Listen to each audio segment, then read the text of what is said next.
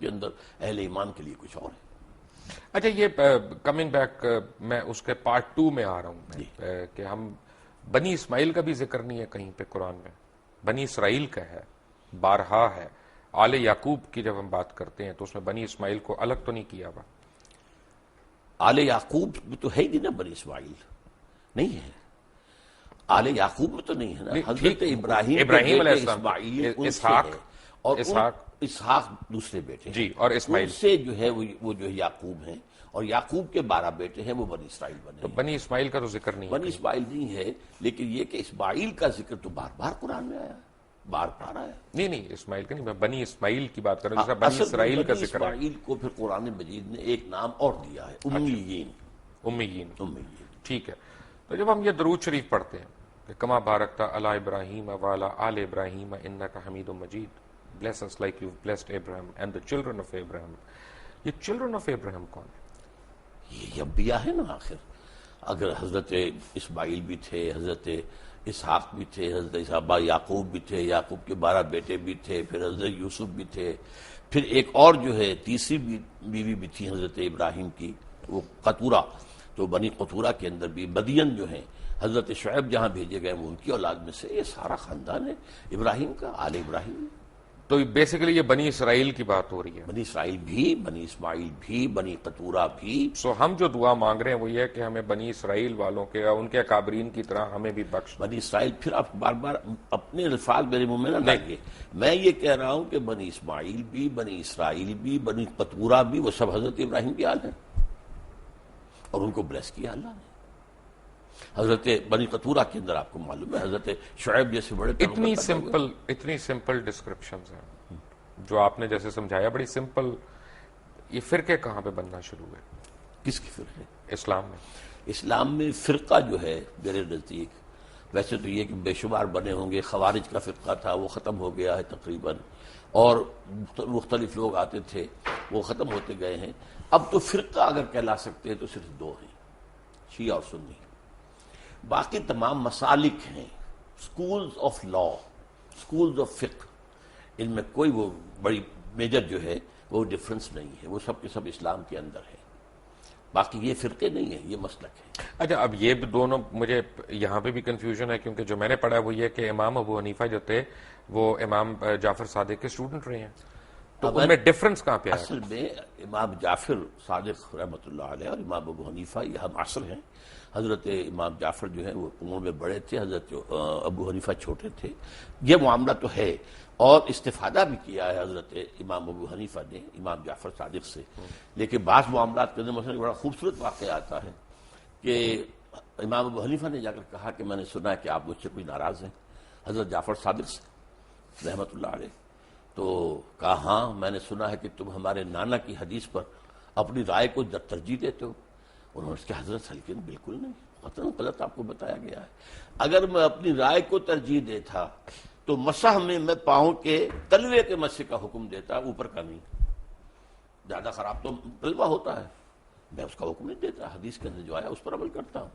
اگر میں اپنی رائے پر عمل کرتا تو رمضان کے روزے جو ہیں حائض عورت کے، ان کی جو ہے وہ قضا ہے، اور نماز کی نہیں. میں تو نماز کی قضا رکھتا کہ نماز پہلے ہے. تو اس حوالے سے انہوں نے کہا کہ نہیں، ان کے درمیان کوئی اختلاف نہیں تھا، بہت اچھے تعلقات تھے. پھر فرق ہونا شروع ہو گیا. اس کے بعد فرق ہوا ہے. اس کے بعد کن باتوں پہ؟ اصل میں اس کے تفاصیل میں جانا مشکل ہے میرے لیے، لیکن بہرحال یہ کہ ایک فقہ بھی رفتہ رفتہ مرتب ہوئی ہے جو کہ فقہ جعفری کہلاتی ہے. اور اس کے بعد یہ کہ کب سے پھر وہاں ایک معصوم امام کا تصور ہوا ہے، اب یہ ایک ریسرچ کی بات ہے، میں اس میں تفصیل میں نہیں جا سکتا. لیکن ایک فرق مجھے لگتا ہے بڑا، اور مجھے لگتا ہے کہ فقہ جعفریہ کو ہم پہ ایک ایج ہے، وہ ہے اجتہاد کی. وہ آج کے زمانے میں بھی اجتہاد کر رہے ہیں، جبکہ ہم سنی سنائی اس طرح سے روایات پہ آگے. آپ کی بات صحیح ہے، میں مانتا ہوں اس کو. انہوں نے انسٹیٹیوشن آف اجتہاد کو کھلا رکھا ہے. ہمارے ہاں یہ کوئی 400 سال سے 500 سال سے یہ بند ہے.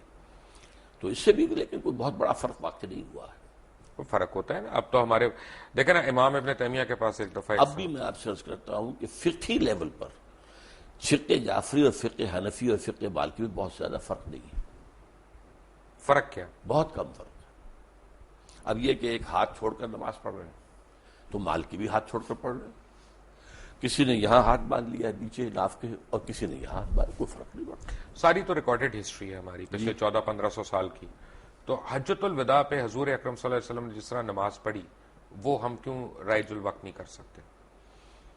میرے نزدیک تو رائج الوقت وہی رہی ہے اور حضور نے جس طرح کیا ہے وہی ہے، لیکن یہ کہ حضور کا معاملہ یہ معلوم ہوتا ہے کہ آپ بھی اس کے اندر کوئی تبدیلی کرتے رہتے تھے اور میں سمجھتا ہوں کہ اس سے ایک وسعت پیدا ہوئی. ڈاکٹر صاحب ایک میں بڑا سینسٹیو سوال پوچھنے لگا ہوں اور میں ناظرین سے ریکویسٹ کروں گا کہ میری بات کو غلط نہ سمجھیں.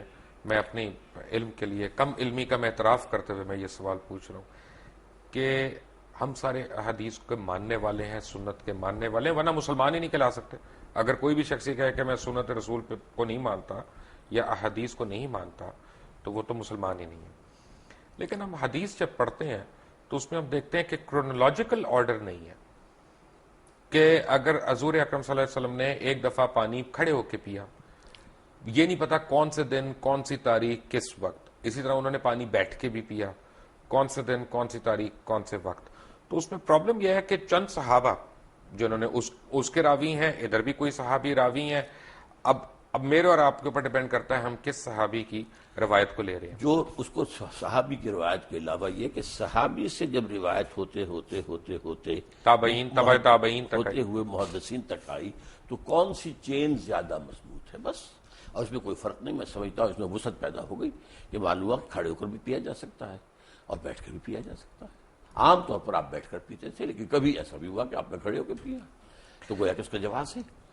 کیونکہ کمنگ بیک ٹو عذاب قبر، ایک منٹ کے لیے اگر آپ اجازت دیں تو عذاب قبر کے اوپر میں واپس آؤں. میں نے جب قرآن مجید پڑھا، انسان کو پڑھتے رہنا چاہیے لیکن ہم ذرا کمزور لوگ ہیں، کبھی کبھی پڑھتے ہیں. تو جب پڑھتا جا رہا ہوں تو میں نے یہ دیکھا کہ اس میں کسی پیغمبر نے اپنی قوم کو عذاب قبر سے نہیں ڈرایا. جس نے بھی ڈرایا قیامت کے عذاب سے ڈرایا. لیکن قرآن مجید کے اندر میں آپ کو 2 حوالے دے چکا ہوں. تو یہ کہ یضاعف لہ العذاب یوم القیامہ، قیامت کے دن عذاب دگنا کر دیا جائے گا ان کے لیے. گویا کہ پہلے بھی عذاب کی کوئی شکل تھی. اور یہ کہ آل فرعون جو ہے صبح شام آگ پر پیش کیے جاتے ہیں، دکھا دی جاتی کہ یہ ہے تمہاری آخری منزل.